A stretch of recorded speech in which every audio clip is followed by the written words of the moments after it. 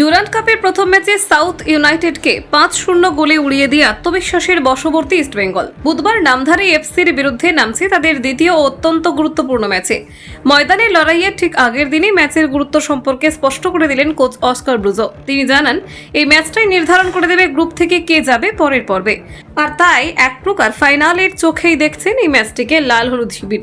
এই ম্যাচে নামধারী এফসি থাকবে কিছুটা এগিয়ে মানসিক দিক থেকে, কারণ তারা ইতিমধ্যে দুটি ম্যাচ খেলে 6 পয়েন্ট তুলে ফেলেছে। ফলে এই দিনের ম্যাচে এক ড্রও হতে পারে তাদের জন্য। অন্যদিকে ইস্টবেঙ্গলের গ্রুপ পর্বে এটি দ্বিতীয় ম্যাচ, তাই জিততেই হবে অস্কারদের। তবে মঙ্গলবার ম্যাচের আগে অনুশীলনে এক চমকই দেখা গেল। 2 ম্যাচে 6 গোল করা নামধারীর আক্রমণ ভাগকে সামলাতে তাই বাড়তি সতর্কতা নিচ্ছেন স্প্যানিশ কোচ। তাদের কথায়, আমাদের অবশ্যই ম্যাচ ধরে ধরে এগোতে হবে। এটা ঠিক যে নামধারী দুটি ম্যাচ জিতে ফেলেছে, তাই আমাদের জন্য কালকের জয়টা খুব জরুরি, কারণ ডুরান্টে head to head point count করে। কাল আমরা জিতলে সোজাসুজি কোয়ালিফাই করে যাব। এই ম্যাচের একাদশে কি 4 বিদেশিকেই মাঠে নামানো হবে? জবাবে অস্কার বলেন, বিষ্ণু এখন ফিজিওর সঙ্গে কাজ করছে। আশা করি 3-4 দিনের মধ্যে সে ফিরবে।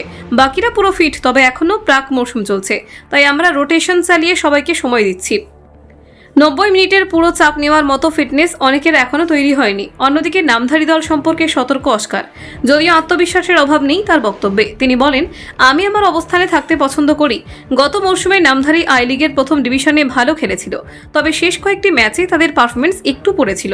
ওদেরও বিদেশি আছে, তারা নিজেদের প্রমাণ করতে মুখিয়ে থাকবে যে প্রথম ও দ্বিতীয় ডিভিশনের মধ্যে ততটা ফারাক নেই।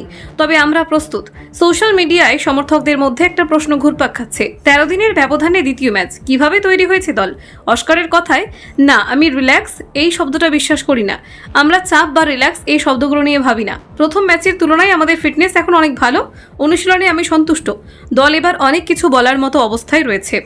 তবে একেবারে ম্যাচ ধরে ধরে এগোতে হবে, কারণ ইস্টবেঙ্গলের ক্ষেত্রে প্রত্যাশা আর বাস্তবতা অনেক সময় এক না। চোট সংক্রান্ত প্রশ্নে বড় বার্তা দিয়েছেন ব্রুজো। সৌভিক দলগত অনুশীলনে ফিরলেও পুরো ম্যাচে নামার মতো ফিট নয়। সেই প্রসঙ্গে ইস্টবেঙ্গল কোচ বলেন, সৌভিক মাত্র 3 দিন আগে অনুশীলনে ফিরেছে, তাই তাকে সম্পূর্ণ ব্যবহার করব না। খেলাতে হলে সীমিত সময়ের নামানো হবে। আমাদের স্কোয়াড গভীরতা আছে, তাই পরিবর্তনরাও বড় ভূমিকা নিতে পারে। তবে এদিনের ম্যাচে আরেকটি গুরুত্বপূর্ণ দিক হলো ইস্টবেঙ্গলের পুরো শক্তির উপস্থিতি।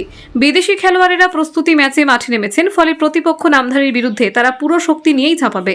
প্রস্তুতি ম্যাচে ভবানীপুরকে হারানোর আত্মবিশ্বাসও থাকবে ইস্টবেঙ্গলের সঙ্গে। এদিনের অনুশীলনে মাঠের বাইরে সহকারী কোচ বিনো জর্জ এবং হেড অফ ফুটবল থাংবই সিংটু উপস্থিত ছিলেন। সব মিলিয়ে ডুরান্ডের দ্বিতীয় ম্যাচে ইস্টবেঙ্গল যে কোনো ছাড় দিতে রাজি নয় তা পরিষ্কার। কলকাতা 24/7.in।